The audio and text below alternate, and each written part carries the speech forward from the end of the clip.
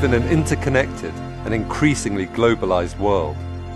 Thanks to international jet travel, people and the diseases they carry can be in any city on the planet in a matter of hours.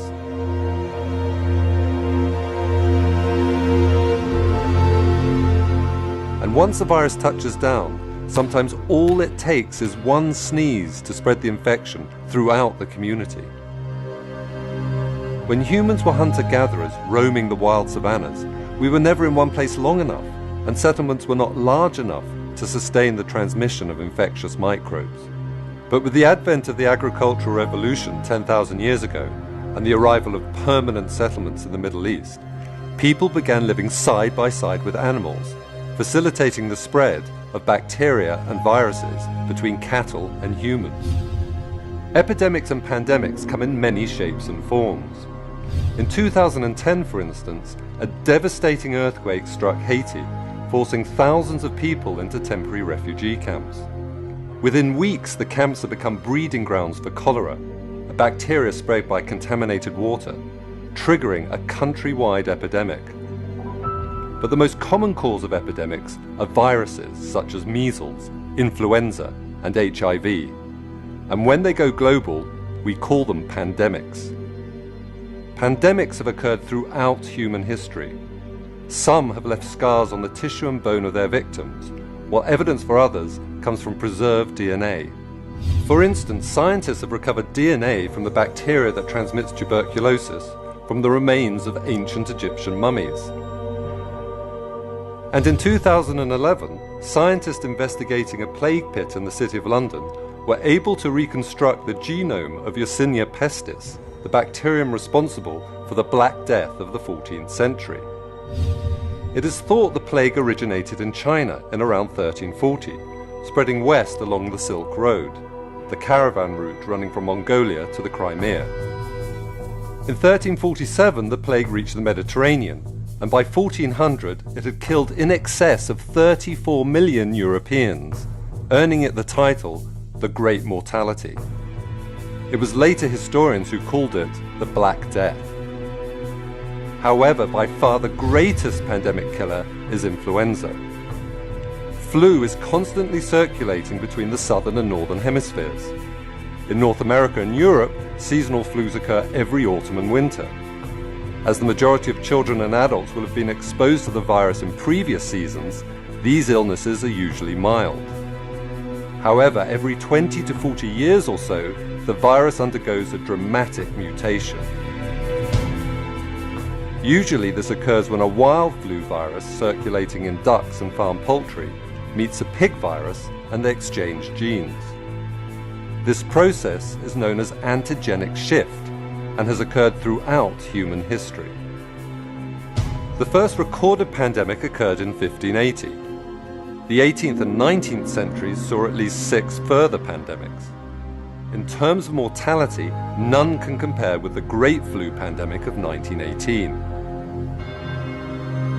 The first indication of the pandemic came in the spring, when American troops in northern France began complaining of chills, headaches, and fever.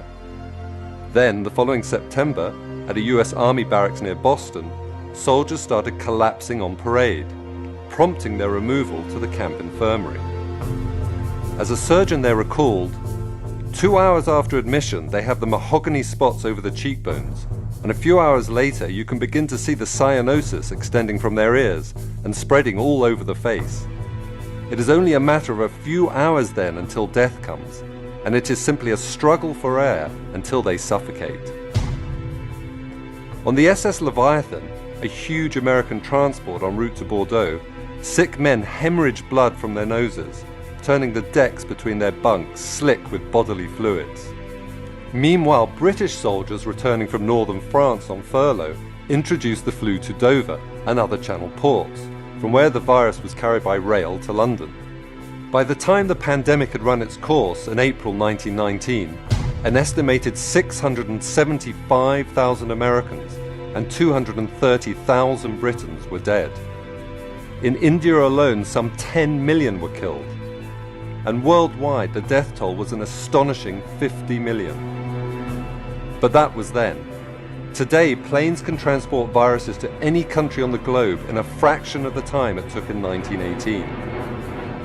In February 2003, for instance, a Chinese doctor arrived at the Metropole Hotel in Hong Kong feeling unwell. Unknown to him, he was harboring a new animal origin virus called SARS, short for Severe Acute Respiratory Syndrome.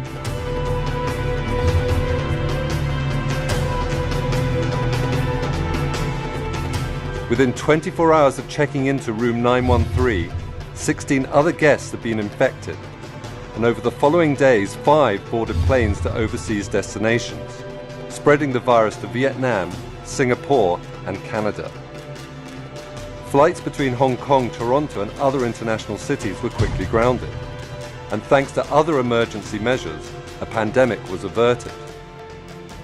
By the time the outbreak was over 4 months later, SARS had infected 29 countries worldwide, and more than 1,000 people were dead.